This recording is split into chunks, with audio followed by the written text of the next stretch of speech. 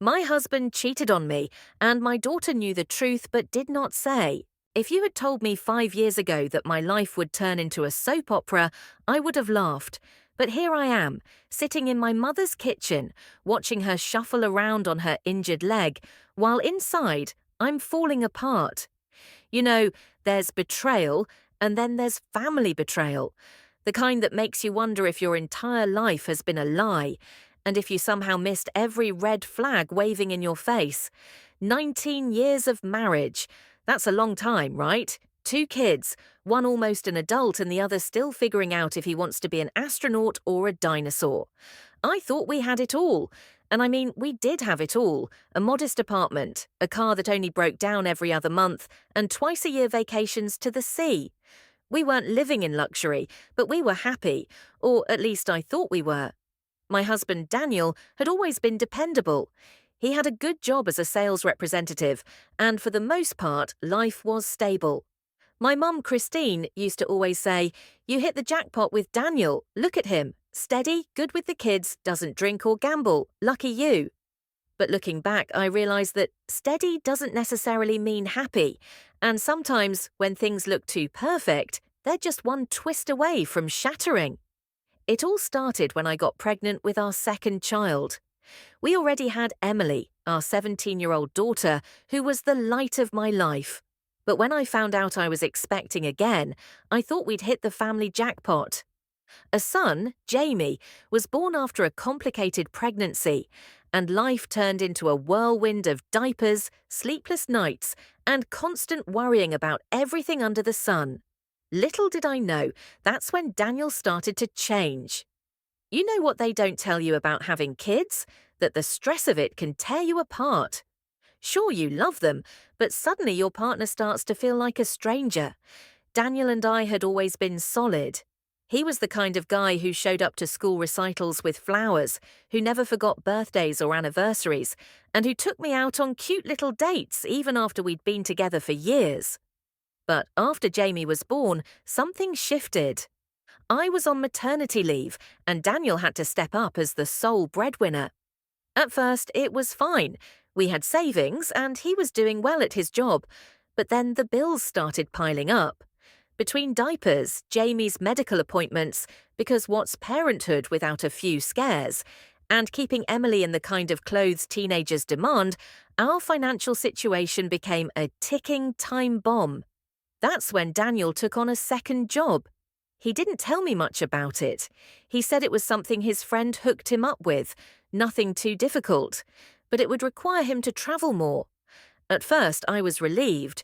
We needed the money and it was for our family, but the late nights became more frequent. The weekends away stretched into long work trips. I was drowning in the responsibility of 2 kids, and Daniel was always busy. I'm not proud of what I did next, but desperate times call for desperate measures. I started snooping through his phone, and that's when I found the messages. You know the gut-wrenching feeling when you know something's wrong, but you hope to God you're wrong. Yeah, that was me. For months, Daniel's behavior had been suspicious. The late-night phone calls, the secretive texts, the way he smiled down at his phone like a high school boy texting his crush. I tried to convince myself it was work. Maybe he was stressed. Maybe he just needed space. But then, one night, while Daniel was in the shower, his phone buzzed. I don't know what possessed me to pick it up, but I did. And there it was, a message from her. Her name was Megan, and she wasn't just a colleague. The texts were intimate, romantic, definitely not work-related. My heart sank.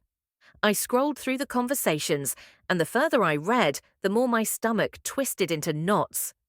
The trips he had been taking, not for work. They were little getaways with Megan. Photos, sweet nothings, and plans for more business trips lined the chat history. I wanted to scream, but instead I sat frozen in disbelief. Daniel had been cheating on me for 3 years. 3 years of lies, sneaking around, and deception, all while I was at home raising our children. And to think I had been planning a celebration for our 19th wedding anniversary. What a joke! When Daniel got out of the shower, I confronted him. At first, he denied everything. Typical. But when I showed him the messages, he crumbled. He didn't even try to make excuses. He begged for forgiveness, swore it was just an escape, said he loved me and the kids and that Megan meant nothing. I wasn't sure what was worse, the betrayal or the fact that he had the audacity to ask me to forgive him. I'm not a saint, but I tried. For the sake of the kids, I tried to forgive him. But I couldn't. I made him move into the guest room, and we lived like strangers. He promised he'd cut all ties with Megan, and for a while, it seemed like he was making an effort. He reported every business trip, showed me his phone when I asked, and made attempts to win back my trust. But trust, once broken, is hard to rebuild. Almost a year passed. I didn't love him anymore, not really. But I told myself I was staying for Jamie and Emily. At least, that's what I thought until the unthinkable happened. I had gone to my mother's house to help her recover from a leg injury, taking Jamie with me since he was on school vacation. Emily, being the independent teenager she was, insisted on staying home with Daniel. I figured it would be a good test. See if Daniel really had changed. After all, what could go wrong in a few days? A lot, apparently. On the third day at my mother's, I was on the phone with Emily, just chatting, when I heard a woman's voice in the background. I froze. Emily stammered, saying it was just the TV, but I knew my daughter too well. She was lying. I didn't press her then, but I couldn't shake the sinking feeling in my stomach. The next day, I had to go back into town to pick up some medication for my mother, and something told me I should stop by the apartment. As soon as I pulled into the parking lot, I saw it, Megan's car. The same car from the pictures on Daniel's phone. It was parked right outside my building. I felt sick. My hands shook as I walked toward the building. My apartment was on the ground floor, and the kitchen windows faced the courtyard. I couldn't stop myself from peeking through. There they were, Daniel, Megan, and my daughter Emily, sitting at the kitchen table, laughing, as if they were some perfect little family. I couldn't breathe. My daughter, the one I had trusted, the one who I thought understood my pain, was sitting there, breaking bread with the woman who had destroyed our family. My blood boiled, but instead of barging in, I did something unexpected. I left. I walked right back to my car and drove away, tears streaming down my face. That evening, I sent a text to Daniel and Emily, asking them how lunch went. No response. I knew they were avoiding me. The next day, I returned to the apartment. Daniel tried to explain, saying it was all a misunderstanding, that Megan had just shown up, and that Emily had no idea what was going on. But I didn't believe a word of it. I didn't care what excuses they had. The trust was gone, not just between me and Daniel, but between me and my daughter. I'm done, I said, packing Daniel's things into a suitcase. You can go live with her, and take Emily with you if she's so keen on being a part of your little fantasy family. Emily sobbed, begging me to forgive her. She claimed she didn't know what she was doing, that she thought Megan was just a friend of her father's. But I couldn't shake the image of them sitting together, laughing as if I didn't exist.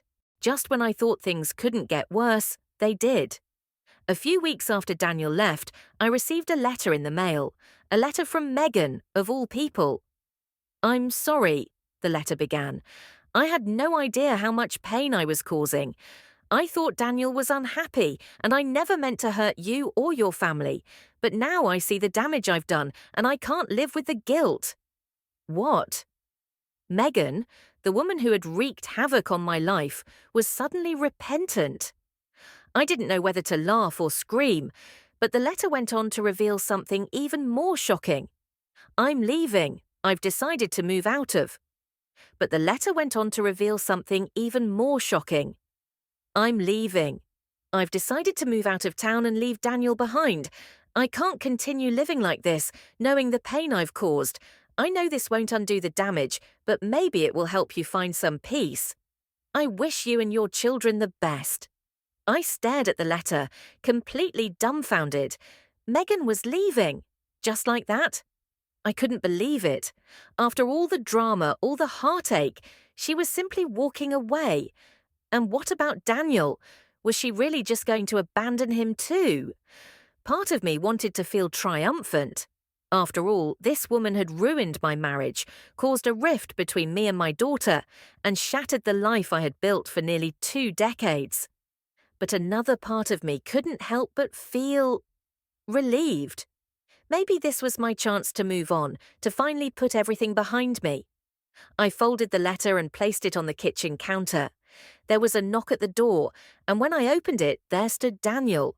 He looked disheveled, as if he hadn't slept in days. His eyes were red, and there was an air of desperation about him. "Can we talk?" he asked, his voice strained. I didn't want to talk. I didn't want to see his face. But something in his expression made me step aside and let him in. We sat down at the kitchen table, the same table where I had seen him sitting with Megan and Emily just a few weeks ago. The memories were still fresh, the wounds still raw, but I was determined to hear what he had to say. "I messed up," he began, his hands trembling slightly as he spoke. "I know I've said that before, but I need you to really understand. Megan, she's gone. She left me." "I know," I replied, motioning toward the letter. "She sent me a letter." Daniel looked surprised, but he didn't say anything for a moment. Finally, he sighed. "I don't blame her. I think deep down, she knew we were never going to work. I let things spiral out of control, and I hurt you. I hurt our family. And for what? A fling? A distraction?" I stayed silent, letting him get it all out. I didn't know if I could ever forgive him, but I needed to hear the whole truth. "She wasn't worth it," he continued. "I know that now. I was chasing something that didn't exist. I thought I needed excitement, something new, but all it did was destroy everything we had. I'm sorry, Rebecca. I'm so sorry." I didn't respond right away. What could I say? Apologies didn't change the fact that he had betrayed me for years. They didn't undo the lies, the cheating, the broken trust. "Where does that leave us?" I asked finally, my voice barely above a whisper. Daniel shook his head. "I don't know. I want to fix things, but I know that might not be possible. I don't expect you to forgive me. I just wanted you to know that I regret everything. If you don't want me around anymore, I'll understand." I could see the sincerity in his eyes, but I wasn't sure if it mattered anymore. Could I ever trust him again? Could I ever look at him without remembering all the pain he had caused? The days that followed were a blur of confusion and emotion. Daniel had moved out temporarily, but Emily remained distant. She was still reeling from the fallout of our confrontation, and I could sense her guilt weighing heavily on her. It broke my heart to see my daughter like this, torn between loyalty to her father and the realization of what he had done. One afternoon, Emily approached me while I was sitting on the couch, staring blankly at the television. She hesitated for a moment, then sat down beside me. "Mom," she began softly, "I'm sorry." I looked at her, surprised. Tears welled up in her eyes, and I could see the pain she had been carrying. "I didn't mean for any of this to happen," she continued. "I didn't know what Dad was doing at first, but when I found out, I didn't know how to tell you. I didn't want to hurt you." "Emily," I said, reaching for her hand, "this isn't your fault. You're not responsible for what your father did." "But I should have told you," she insisted. "I should have stopped it. Instead, I let it happen." I pulled her into a hug, and we sat there for a long time, crying together. For the first time in weeks, I felt a small glimmer of hope. Maybe, just maybe, we could start healing. The weeks turned into months, and slowly life began to settle into a new normal. Daniel and I remained separated, though we agreed to co-parent for the sake of the kids. Emily and I grew closer, rebuilding the trust that had been shaken by everything that had happened. Megan had disappeared from our lives entirely. I never heard from her again, and Daniel seemed to have come to terms with the fact that their relationship had been a mistake. He had started therapy, trying to understand why he had done what he did, and I had to admit, he seemed to be genuinely trying to become a better person. But as for us, me and Daniel, I wasn't sure if we could ever go back to the way things were. Too much had been broken, and while I no longer felt the intense anger I once did, I couldn't ignore the hurt that lingered. One day, as I was walking through the park with Jamie, watching him chase after a butterfly, I realized something important. Life doesn't always turn out the way you expect. Sometimes the people you love will disappoint you, hurt you, betray you.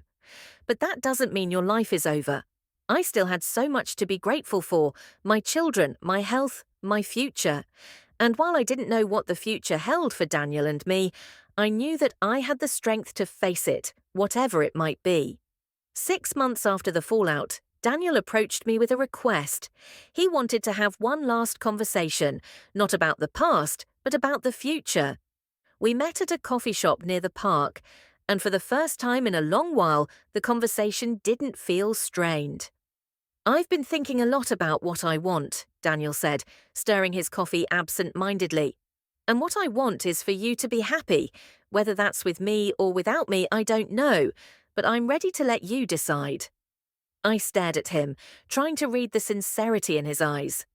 He had changed, there was no doubt about that, but I had changed too. "I'm not sure we can ever go back," I admitted. "Too much has happened." He nodded, a sad smile on his face. "I understand, but I want you to know that I'm willing to fight for us if that's what you want." I looked down at my cup, my mind racing. Could I forgive him? Could I let go of the past and rebuild something new? As I sat there, I realized that the answer wasn't simple. It wasn't about whether I could forgive him, but whether I wanted to. And in that moment, I made a decision. "I think it's time for both of us to move on," I said softly. "I'll always care about you, Daniel, but I think we need to let go of what we had. It's the only way we can both heal." He nodded, tears welling up in his eyes. "I understand.